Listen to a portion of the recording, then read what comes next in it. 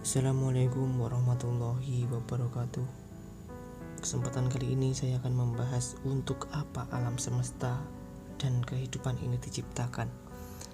Untuk siapa diciptakan, untuk apa saya diciptakan, sesungguhnya saya sedang apa di dunia ini. Sebelum ada apa-apa di alam semesta ini, tentunya tidak ada apa-apa selain energi itu sendiri. Jadi sebelum alam semesta ini tercipta, maka yang ada hanyalah kekosongan, yang ada hanya energi itu sendiri. Karena energi itu tidak bisa didefinisikan, maka yang ada hanyalah kekosongan. Tidak ada kita, tidak ada makhluk hidup, tidak ada juga bumi, planet, matahari, bintang, dan seluruh alam semesta ini. Yang ada cuma kekosongan. Ajaran spiritual Jawa menyebutnya suwung, para sains menyebutnya kondisi nol. Sebelum ada alam semesta dan seisinya, ini yang ada hanya nol. Penciptaan itu dimulai dari nol, yang berkombinasi dengan satu sebagai unsur materi pertama. Itu mengapa jika kita pelajari bilangan biner, semua penciptaan program komputer itu adalah bersumber dari kondisi antara 0 dan 1 dalam berbagai kombinasi yang berbeda-beda.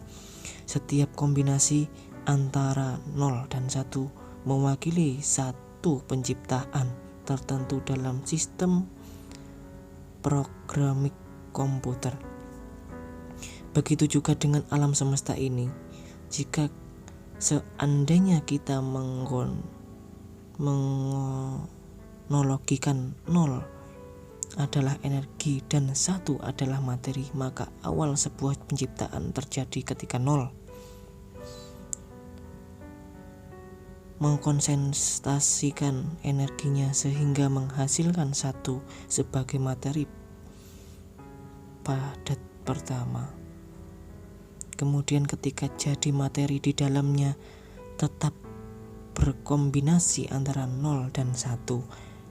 Ada ribuan kombinasi bilangan biner yang membentuk unsur materi di alam semesta ini. Menariknya adalah para ilmuwan, khususnya para pencipta programming komputer, tahu dan paham akan kondisi 0 dan 1 sebagai bahan dasar pembuatan program aplikasi apapun, termasuk program aplikasi yang kita gunakan di komputer atau HP, bahkan program game yang bisa kita mainkan sebagai Tetris zaman dulu, atau game-game yang saat ini dimainkan oleh anak kita. Mari kita kembali pada pertanyaan untuk apa alam semesta dan kehidupan ini diciptakan. Penjelasannya sederhana, yang paling mudah untuk diterima oleh logika akal sehat siapapun dengan latar belakang apapun adalah dengan mengajukan pertanyaan yang sama, yakni untuk apa game dan sistem permainan di game diciptakan. Jawabannya bisa bermacam-macam dan bervariasi dari setiap orang dan anak, tergantung dari pengalaman apa yang ia rasakan pada saat seorang anak atau kalian memainkan game tersebut. Meskipun jawabannya bisa berbeda-beda antara satu orang dengan yang lainnya, namun ada satu hal yang sama, adalah untuk merasakan yang game dibuat untuk para pemainnya agar bisa merasakan apa saja, merasakan saling sedih, gemes, menang, kalah, marah, puas, penasaran, dan sebagainya macam perasaan-perasaan lainnya. Andaikan alam semesta ini dan kehidupan di dalamnya diperbandingkan dengan game, lebih kurang seperti itulah kehidupan ini. Ya, kehidupan ini adalah sebuah game atau permainan agar sang energi bisa merasakan langsung dan tidak hanya sebatas membayangkan dan memikirkan saja. Hanya saja pada umumnya sebuah game para pemain gamenya akan berbeda, diatur situasi game itu sendiri. Dia memainkan game itu dari luar dan bukan terlibat masuk di dalamnya. Dia memainkannya di luar layar, bukan ikut pada di dalamnya. Dia memainkan dan merasakannya melalui getaran tombol atau joystick gamenya, bukan melalui sebuah bagian anggota tubuhnya. Sampai saat ini kita belum menemukan game 3 atau 4 definisi 3 atau 4 dimensi yang para pemainnya terlibat langsung semacam itu untuk memainkan perannya dan merasakan langsung melalui setiap bagian organ tubuhnya.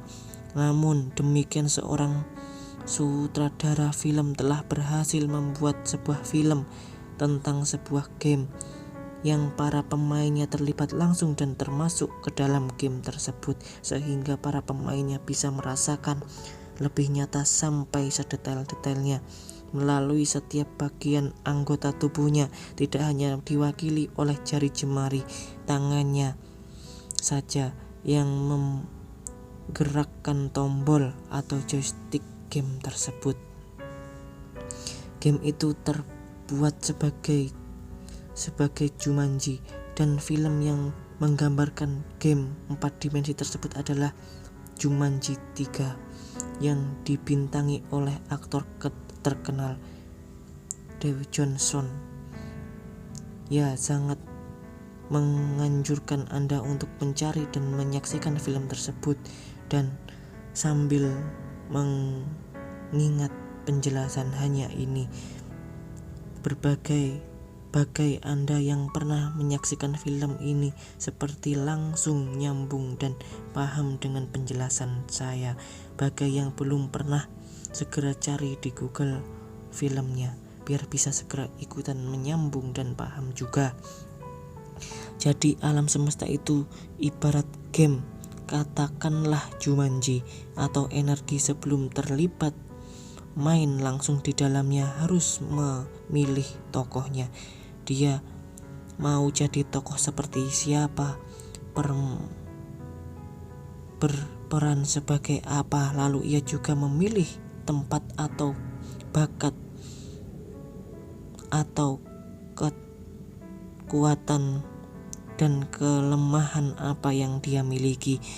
Lalu dia juga perlu memilih profil tubuh fisiknya seperti apa, peran dan skenario apa yang akan dimainkan secara individu dan bersama-sama. Dan definisi lain sebagai peran itu dipertemukan dengan peran-peran antagonis yang sudah dirancang oleh game tersebut untuk bisa berlangsungnya sebuah skenario dengan lebih hidup dan bisa memunculkan sebagai macam-macam rasa bagi para pemainnya. Ya, semisal rasa ngeri, rasa takut, rasa seram, rasa gemes, rasa marah, rasa sedih, rasa cinta, rasa patah hati, rasa menang, rasa kalah, rasa takjub, rasa kehilangan, rasa menemukan apa yang hilang, dan ribuan atau bahkan ratusan ribu rasa-rasa lainnya. Bedanya antara game dan film Jumanji tersebut dengan game dalam kehidupan nyata ini adalah bahwa si pemain game adalah beberapa pribadi, sementara di game alam semesta ini semuanya adalah dia, energi yang satu yang memecah diri menjadi energi-energi yang kecil dan mulai diberi identitas pribadi untuk masuk ke dalam tubuh-tubuh manusia yang akan memainkan peran dalam game kehidupan ini, persis seperti yang dilakukan pemain Jumanji sebelum mulai masuk dalam permainan tersebut.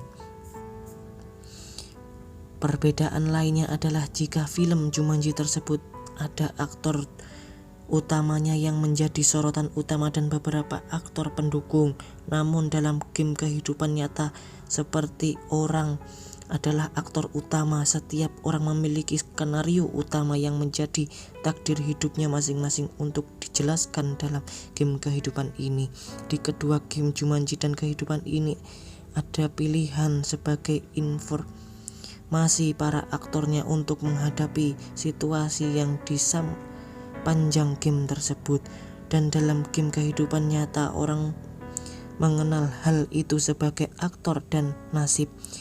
Takdir adalah skenario sebenarnya, sedangkan improvisasi adalah nasib atau pilihan-pilihan bebas yang dia lakukan dalam menghadapi situasi yang ada. Itulah mengapa banyak para penekun spiritual dan beberapa ajaran agama yang mengatakan bahwa dunia ini hanyalah sebuah permainan atau senda gurau belaka, atau dunia ini panggung sandiwara dan panggungnya adalah alam semesta ini, dan dibalik penyataan tersebut adalah penjelasan saya seperti tersebut di atas. Sekian, terima kasih. Wassalamualaikum.